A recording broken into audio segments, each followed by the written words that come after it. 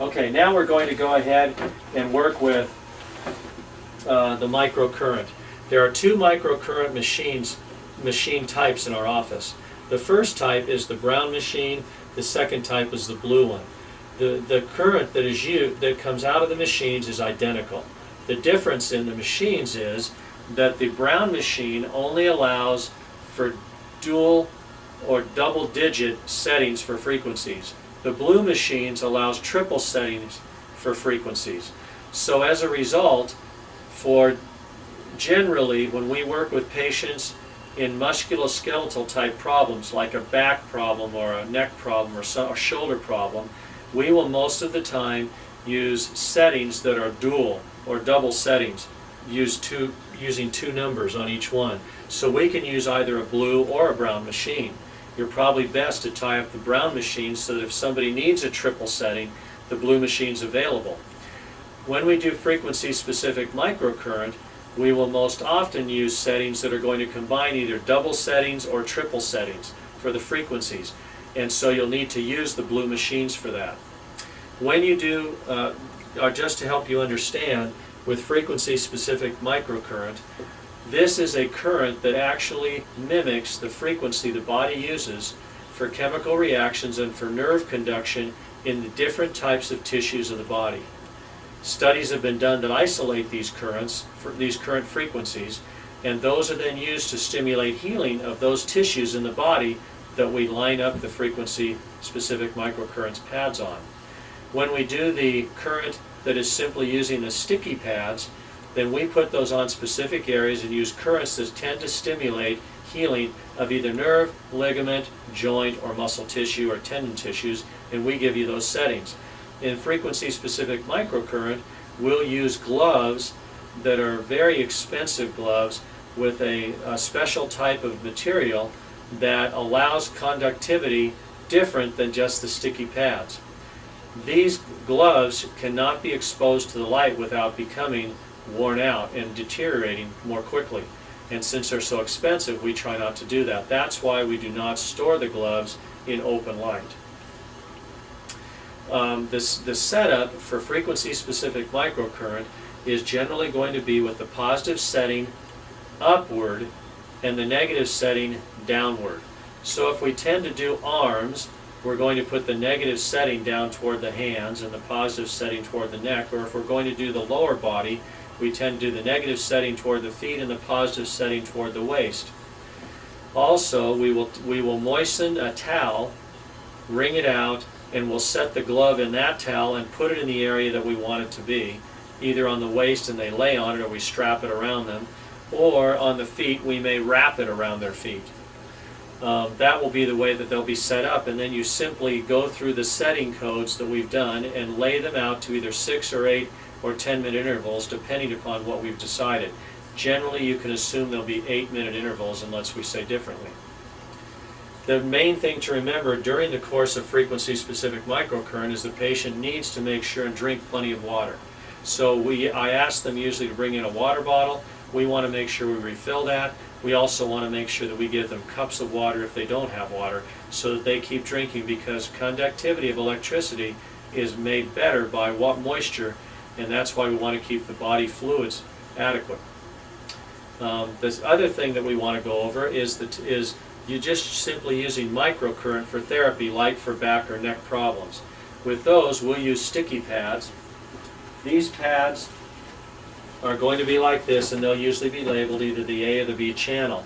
Now we have these mixed so that one of the pads or one of the wires goes to a B channel and one of the wires goes to an A channel. The reason is because I like to do this interferentially, or in other words crisscross the channels for this, and it's easier to have them naturally crisscrossed at the machine so that then you can simply take the reds and hook them up where you want, and the blacks and hook them up where you want, and know that they'll automatically be crisscrossed. So that if I say right, left, shoulder, anterior, posterior, then you're going to automatically, if I say right shoulder, anterior, posterior, then you're going to automatically know that if you use the red channel there, or if you use the red wire, that it's going to be an A and a B channel on either the front or the back, instead of having to keep track of which wire is which. Then I say superior and lateral, you can do the same thing. So the main thing is, whatever side I say A channel should be, then go ahead and take those pads and put them on A channel, and you'll have one black and one white, or one red and one black that you'll know will be represent each channel. And then when you do the other channel, you'll know that a red and a black will represent it, so that you can get them crisscrossing like that. If you do a shoulder, I wanted to reiterate, let me back up, Dr. Barnes, let me go over that, because I think I even mixed myself up on that. Sorry. Okay.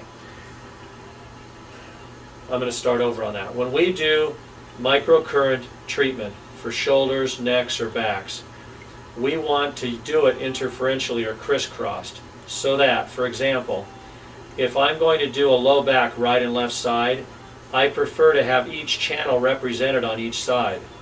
And so I'll usually try to make a crisscross like an X. We purposely have the pads labeled A, and we have the pads labeled B, so that you'll know which ones are coming from which channel. I would prefer to have a setup on a low back, for example, to where you have an X with an A at the top and a B at the bottom, an A at the bottom and a B at the top, or something like that, so they go in an X form. The same thing will happen when we do a shoulder. If I say that I would like to have the pads put on the anterior, posterior, and superior lateral shoulder, I would want to have them crisscross into an X-type pattern, so that we have the B channel crossing the A channel. And you'll know that by looking at the pads and seeing if they say A or B. We can do that because we've already crossed them back at the machine, and therefore you won't have to worry about it when you hook these up. Did that make more sense? Or was that still clear as mud? Okay, let's go with this. I'm going to show an example so that you'll know. If I'm going to hook Leah up on her left shoulder, we'll do that one. I want to do anterior, posterior, superior, lateral. I'm going to take one pad and put it on the front. I'm going to take another pad and put it on the back here, so that we're going to have these two channels cross. Then I'm going to take the other channel B and put it superior, and the other one A and put it inferior. And so we're going to have an X-type pattern where I have a B and a B, and I have an A and an A crossing like that. On the back, if I was doing it, and I'll have you stand up for a second, Leah. If I'm going to do it on the back, then I've got to take the A and put it on one side, and the A put it on the other side, and then I'm going to cross and put the two B's on opposite sides. It's no different than I did on the shoulder, but it's just because on the shoulder I have 4 directions I can go. I can take A's and B's, and they're still going to cross like an X. On the low back, I'll have to take an A and a B like this in order for them to cross. Otherwise, I'll have A all on one side and B all on the other, and they'll never form the X. So the main thing to remember is that we want to set it up like an X. Did that make more sense? Mm-hmm. Okay. Now I'm going to add another part. Remember that when you're doing the microcurrent, these sticky pads will have a tendency to not stick as well when we get in areas that are hairy. So, if it's at the suboccipital region, you'll probably have to use a hot pack underneath it in order to get them to press up against the head, or you'll have to get the pillow, rolled up and kind of pushed up underneath so that it keeps it against the head in contact. One thing to remember on microcurrent is that you will not normally recognize if the machine is turned off, so you have to get in the habit of automatically turning the machine off when you take it off the patient, and not rely on doing it later, because it's not on a timer and it's not going to be making noise. So turn the machine off before you take it off the patient as a habit. Okay?